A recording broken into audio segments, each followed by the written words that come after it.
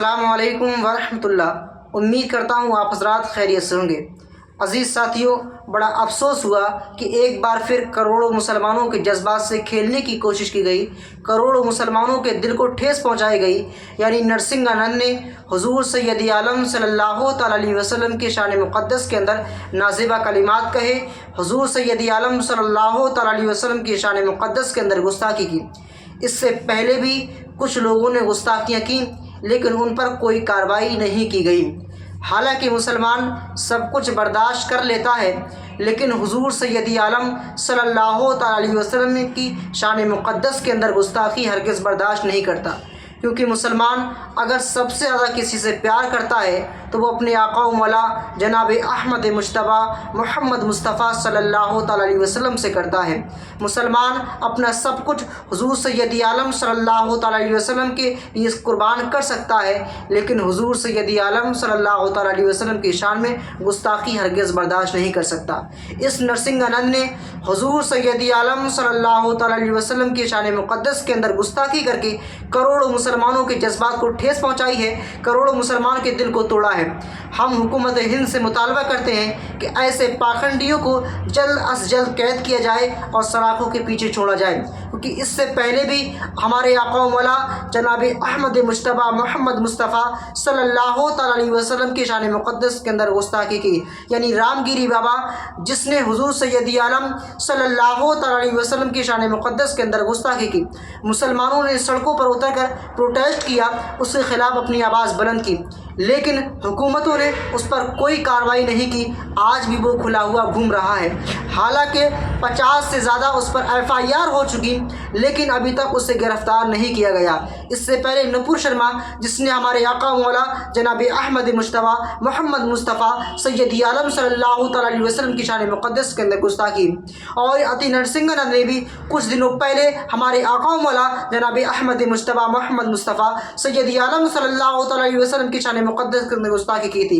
आज फिर इसने अपनी गंदी ज़बान खोली है और हमारे आका मौला सल्लल्लाहु तआला अलैहि वसल्लम की शान में नाज़िबा कलिमात कही हैं। हम हुकूमत हिंद से मुतालबा करते हैं कि ऐसे पाखंडियों पर जल्द अज जल्द कार्रवाई की जाए और इन्हें सलाखों के पीछे फेंका जाए, ताकि ये दोबारा देश के अंदर नफरत फैलाने की कोशिश ना करें, ताकि ये दोबारा करोड़ों मुसलमानों के जज्बात से खेलने की कोशिश ना करें। ऐसे लोग जिसे मशहूर होता है हुजूर सैयद आलम सल्लल्लाहु अलैहि वसल्लम की शान मुक़द्दस के अंदर गुस्ताखियाँ करते हैं और वो मशहूर हो जाते हैं। हालांकि इनकी ये नापाक कोशिश हम पूरी नहीं होने देंगे और हम हुकूमतों से मुतालबा करते हैं कि ऐसे पाखंडी जितने भी हैं उन्हें जल्द अज जल्द कैद किया जाए और सलाखों के पीछे फेंका जाए, ताकि ये दोबारा ऐसी नीच हरकत ना कर सके, करोड़ों मुसलमानों के जज्बात से ना खेल सके। हमें उम्मीद है कि हुकूमतें इस पर कार्रवाई करेंगी और ऐसे पाखंडियों पर जल्द अज जल्द कार्रवाई करके उन्हें सलाखों के पीछे फेंकेंगी।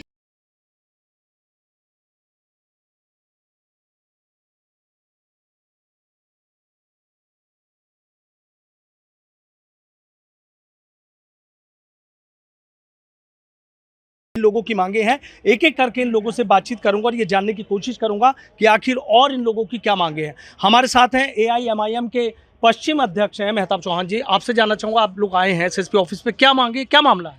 देखिए, एक वीडियो वायरल हो रहा है जिसमें एक पागल व्यक्ति, एक जाहिल इंसान जो गाज़ियाबाद डासने का रहने वाला है, जिसका नाम यती नरसिंहानंद है, उसने हुजूर पाक नबी करीम सल्लल्लाहु अलैहि वसल्लम की शान में गुस्ताखी की है, जो नाकाबिले बर्दाश्त है। उसी को लेकर के आज मजलिस इत्तेहादुल मुस्लिमीन के तमाम कार्यकर्ता यहाँ इकट्ठा हुए हैं और उसके खिलाफ मुकदमा दर्ज कर उसकी गिरफ्तारी की मांग करके हम लोग यहाँ आए हैं। ज्ञापन दिया है कोई आप लोगों ने?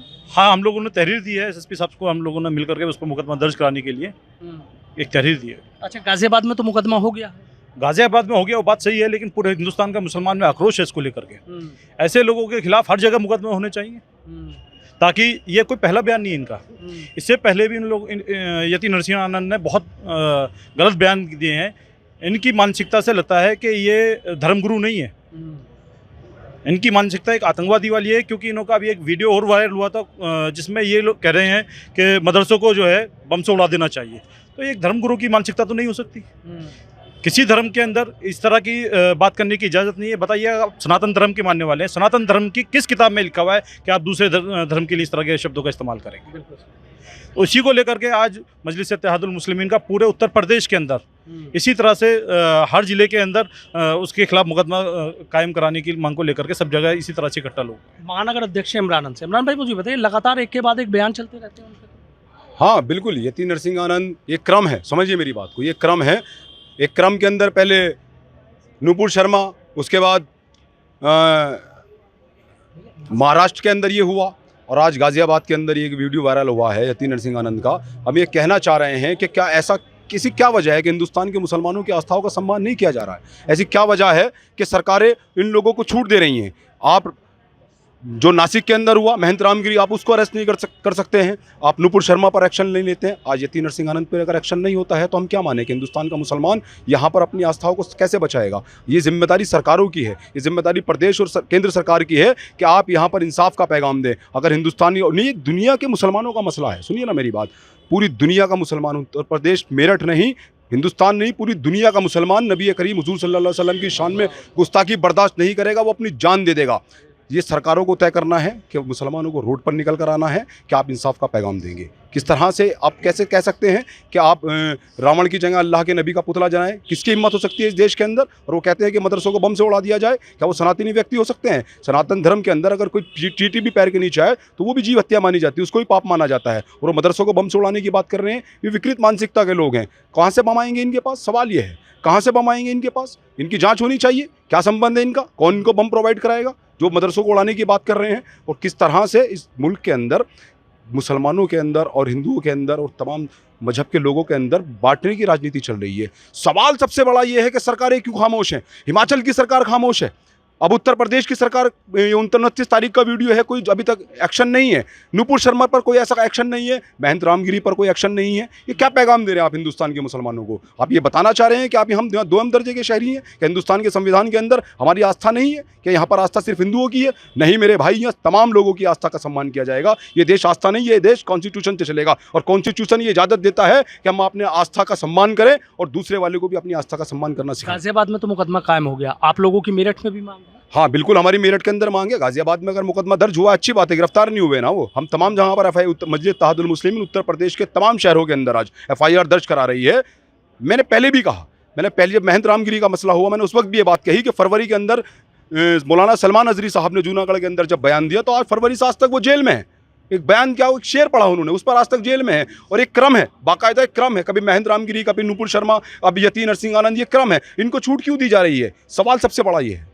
और क्या मांगे हैं आप लोगों की? देखिए, मांग तो यही है हमारे कि इन जैसे पागल मानसिक रोगियों को जो इस तरीके की बयानबाजी कर रहे हैं, इन पर लगाम कसनी चाहिए। और मैं तो ये कहता हूँ कि अगर इन लोगों पर पहले ही लगाम कस दी जाती है, इनके खिलाफ कानूनी कार्रवाई हो जाती, तो शायद आज ये नौबत यहाँ तक ना आती। आज ऑल इंडिया मजलिस इत्तेहादुल मुस्लिमीन का तमाम कार्यकर्ता यहाँ मौजूद है, तो उसकी यही वजह है कि इन जैसे पागलों को जो खुली छूट दे रखी है, यहाँ तक कि सरकार ने जेड+ सुरक्षा दी है। वो किस लिए दी है? ऐसा कौन सा इसने मान काम किया है, या कौन सा ऐसा इसकी सोच है, या क्या करना चाहते हैं? देखिए, सोच से बाहर है हमारी कि इन जैसे लोगों को अब तक क्यों खुला छोड़ रखा है। क्यों खुला छोड़ रखा है? क्या आप लोगों की और क्या मांगे?